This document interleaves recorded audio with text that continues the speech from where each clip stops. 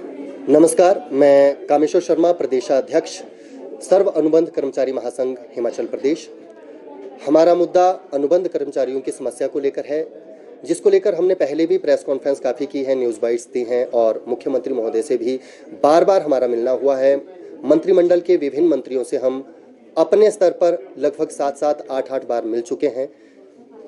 जितने मुख्य संसदीय सचिव हैं इनसे भी हमने प्रार्थना की है और मुख्यमंत्री महोदय से तो हमने काफ़ी बार एक शिष्टाचार भेंट की है। तो हमारा मुद्दा केवल ये है कि सितंबर 2024 तक जिन अनुबंध कर्मचारियों ने अपने 2 वर्ष का कार्यकाल पूरा कर लिया है, कृपया सरकार शीघ्र से शीघ्र उनके नियमितीकरण को लेकर अपनी अधिसूचना को जारी करें, ताकि उन्हें भी कहीं ना कहीं दिवाली मनाने का मौका मिल सके और उनकी दिवाली भी रंगीन हो सके। अभी किसी न्यूज़पेपर में मैंने एक न्यूज़ पढ़ी थी कि कर्मचारियों की बल्ले बल्ले नहीं रहा सरकार से कोई गिला शिकवा, और विभिन्न कर्मचारी संगठनों ने सरकार का धन्यवाद किया था, क्योंकि 4% डीए की किस्त देने का ऐलान मुख्यमंत्री महोदय ने किया था और अन्य बहुत सारी घोषणाएं उनके लिए की है। लेकिन मुख्यमंत्री वे सभी के हैं, अनुबंध कर्मचारियों के भी। तो अनुबंध कर्मचारियों के लिए यहाँ कोई विशेष जो है वो प्रावधान नहीं किया गया। तो हमारे कहीं ना कहीं आस मुख्यमंत्री महोदय से ये थी कि हमारा कार्य शीघ्र अतिशीघ्र वे करेंगे और जल्द ही हमारे लिए अधिसूचना नियमितीकरण की वे निकालेंगे। अभी 22 तारीख को कैबिनेट जो होनी है उसमें हमारा एजेंडा भी जाएगा। तो हमारी तो यही आस है और प्रार्थना है कि आप शीघ्र अतिशीघ्र हमारी इस समस्या का निदान करें और हमारी जो नियमितीकरण को लेकर अधिसूचना है उसे जारी किया जाए, ताकि हमारे अनुबंध कर्मचारी जो हैं और जो हमारे वाटर कैरियर्स हैं या अन्य साथी हैं, वो भी कहीं ना कहीं जो वित्तीय नुकसान झेल रहे हैं, परिवार की आर्थिक तंगी का सामना कर रहे हैं, तो वो कहीं ना कहीं अपनी दिवाली को अच्छे से मना सके और उनमें भी एक खुशी की लहर हो, वो भी धन्यवादी रहें सरकार के। तो यही आस हमारी उनसे है कि आप हमारे लिए इस दिवाली पर, आपने सभी को उपहार दिया है, तो हमारे भी लिए आप किसी उपहार का आयोजन करें या हमारे लिए भी प्रावधान किया जाए, नियमितीकरण हमारा किया जाए, हमें नियमित करके आप हमें भी दिवाली का उपहार दें।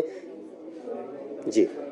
आगे की क्या रणनीति रहेगी अगर नहीं करती है सरकार, क्योंकि आपने इससे पहले तो आंदोलन की, लेकिन अब क्या है? देखिए, हमारा पहले से यही बोलना रहा है कि आंदोलन के लिए तो हमने पहले नहीं कहा था, हमने यही कहा था कि जितना हो सके हम करबद्ध प्रार्थना करेंगे और अगर प्रेम पूर्वक शांतिपूर्ण तरीके से यदि हमारा कार्य हो जाता है तो